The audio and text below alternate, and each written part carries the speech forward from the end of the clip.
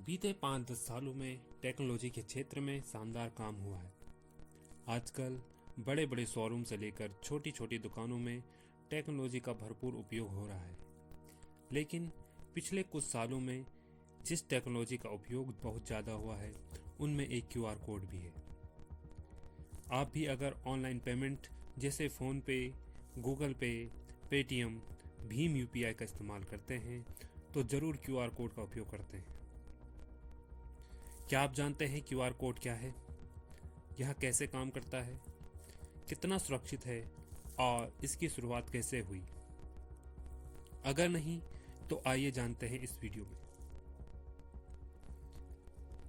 QR code आखिर है क्या? क्यूआर कोड का पूरा नाम क्विक रिस्पॉन्स कोड है।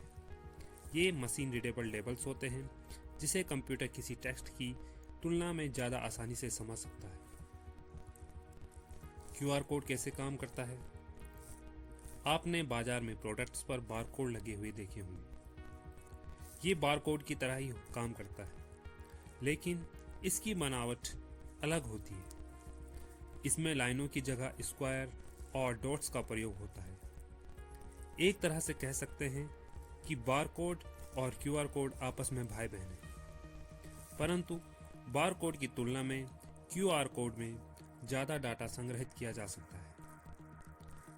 Basically QR code digital information store करने वाले बारकोड होते हैं, जिन्हें स्कैन करके उनमें रखी इंफॉर्मेशन को देखा जा सकता है।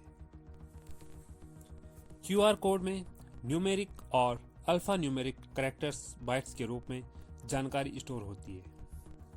इसमें जो जानकारी फीड करते हैं वो 2D स्क्वायर के फॉर्म में हो जाता है और जब इसे ऑप्टिकल स्कैनर से गुजारते हैं तो वह स्कैनर इसके छोटे छोटे लाइंस, पॉइंट्स, स्क्वायर्स को डिकोड करके रीडेबल्स डेटा में बदल देता है।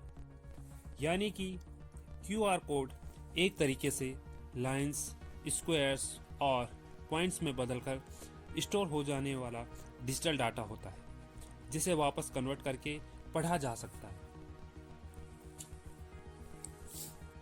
क्यूआर कोड के कई हिस्से होते हैं। क्यूआर कोड सिर्फ एक सफ़ेद बैकग्राउंड वाले काले काले निशान नहीं होते। अगर आप ध्यान से देखें तो आप देखेंगे कि इसके 3 साइड में वर्क बने होते हैं और बाकी हिस्से में काले काले से बिंदु मिलकर अलग अलग आकार बनाते हैं। क्यूआर कोड में data, module position marks, quiet zone, logo जैसी कई चीज़ें छुपी होती हैं। क्यूआर कोड में हर डॉट बाइनरी कोड में 1 और हर खाली जगह 0 को दिखाती है, क्योंकि कंप्यूटर को जो भी कमांड दी जाती है वो दरअसल 0 और 1 में ही दी जाती है। ये पैटर्न ही मिलकर नंबर, अक्षर या URL की एनकोडिंग करता है।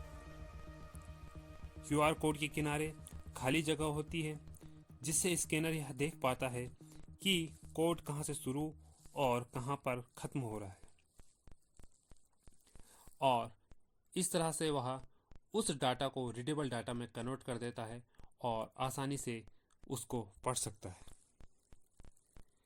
क्या क्यूआर कोड रिस्की